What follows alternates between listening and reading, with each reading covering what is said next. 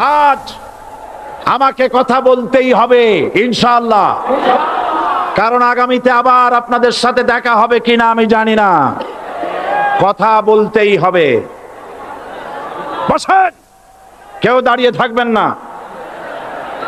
আমি দেখতে পাচ্ছি বাংলাদেশের ভাগ্য আকাশে উত্তর গগনে কালো মেঘ জমা হয়েছে, ঝড়ের পূর্বাভাস লক্ষ্য করছি।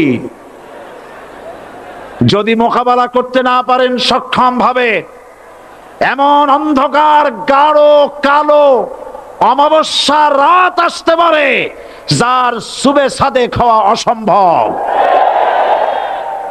সুতরাং আপনারা কি কাপুরুষের মতো কাফের মুশরিকদের গোলামি করে মরতে চান?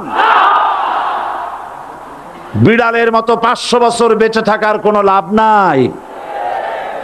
সিংহের মতো 1 ঘন্টা বাঁচতে চাই। আমাকে বলছে রাজাকার।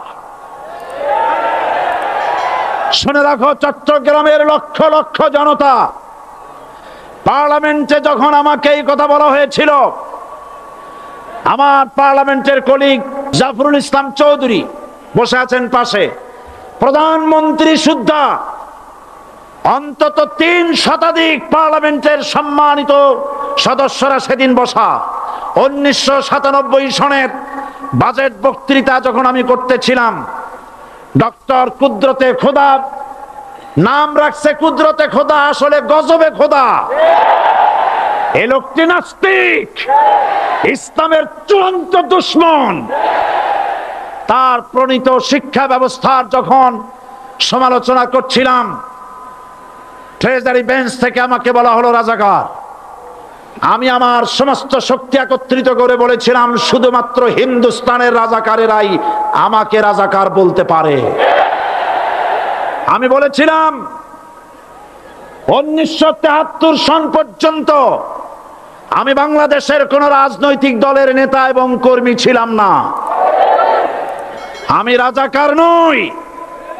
আমাকে রাজাকার বলে যদি তাকেও প্রমাণ করতে না পারে, 10 কোটি টাকার মানহানি মামলা দায়ের করব। আমার এই বক্তব্য সারা দুনিয়া শুনেছে।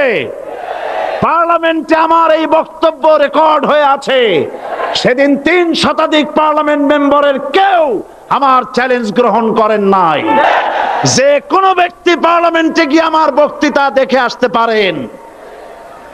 এরপরে 1997 সনের 7ই অক্টোবর দৈনিক জনকণ্ঠ পত্রিকা যখন আমার বিরুদ্ধে লিখলো, সেই পত্রিকায় সাইদির ওপেন চ্যালেঞ্জ 8ম পাতা, 1997 7ই অক্টোবর, এত বড় 2 কলমে হেডিং।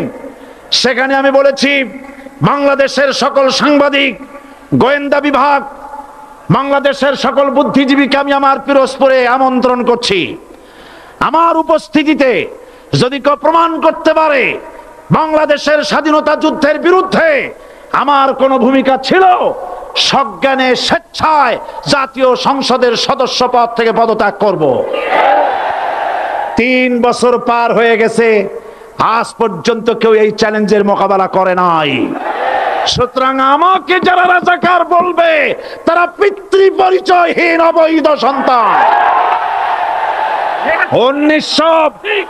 1971 সনের, শোনো মুসলমানেরা, 1971 সনের কোন কাদা সাইদির গায়ে লাগে নাই।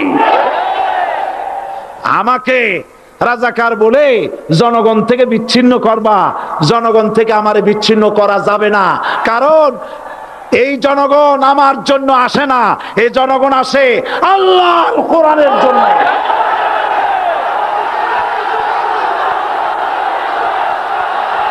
আর যারা ইসলামের কথা বলে, যারা ইসলামের কথা বলে, তারাই রাজাকার, তারাই মৌলবাদী। মৌলবাদী বললে আমরা অসন্তুষ্ট হই না, কারণ মৌলবাদী শব্দটা আসছে মূল থেকে। মৌল শব্দ এসেছে মূল থেকে। মূলবাদী তার মানে যারা মূলে আছে। মূল হলো কোরআন, মূল হলো হাদিস, মূল হলেন আল্লাহ, মূল হলেন আল্লাহ রসুল। আমরা আছি মূলে। এখন বলেন তো, মূলের শক্তি বেশি না আগার শক্তি বেশি? আমাদের যারা মৌলবাদী বলে ওরা হলো আগাবাদী। মূলে আছে কত কোটি? 12 কোটি। মূলে আছে কত কোটি? আর আমাদের যারা মৌলবাদী বলে ওই থাকো গাছের আগায়, আমরা মূলে। লাফালাফি বেশি করবা না, 12 কোটিতে গাছের গোড়া আসতে নানা দেবে, মামু বাড়ি দিল্লি গিয়ে পড়বা, বাংলার জমিনে জায়গা হবে না। এ কথা বিশ্বাস করো। বাংলাদেশের মুসলমানদের শরীরে এক বিন্দু রক্ত থাকতে শয়তানের তৈরি করা ধর্ম নিরপেক্ষ মতবাদ বাংলার জমিনে কায়েম হতে দেওয়া হবে না, হবে না।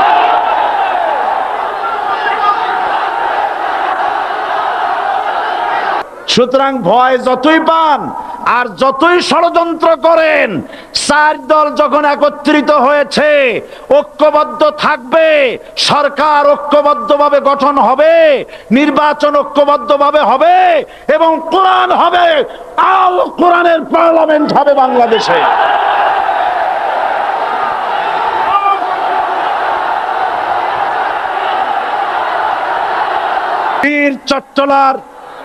বীর চট্টলার মুসলমানেরা, বীর চট্টলার মুসলমানেরা স্বাধীনতার ঘোষণা এই চট্টগ্রাম থেকে স্বাধীনতার মহান ঘোষক প্রেসিডেন্ট জিয়াউর রহমান সাহেব দিয়েছিলেন। এই চট্টগ্রাম থেকেই ইসলামী রাষ্ট্রের ঘোষণা হবে।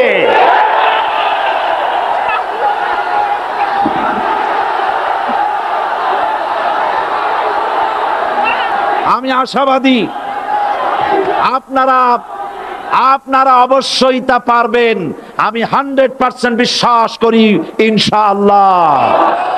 কারণ যে ষড়যন্ত্রের মোকাবেলা করে স্থানীয় রাজনৈতিক দলের নেতৃবৃন্দ কোরআনের মাহফিল সিনায় এনেছেন, আমি প্রথম দিনই বলেছি চট্টগ্রাম তাফসিরুল কোরআন মাহফিল কোন রাজনৈতিক দলের প্রতিনিধিত্ব করে না। এটা কোন জামাত শিবিরের একক সম্পদ নয়, এটা চট্টগ্রামের মুসলমানদের কলিজার টুকরা তাফসিরের মাহফিল। সুতরাং এই মাহফিল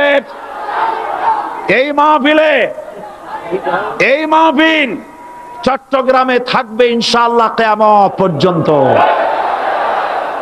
144 ধারা 288 হয়ে গেছে, ষড়যন্ত্র পায় পায় চলে গেছে।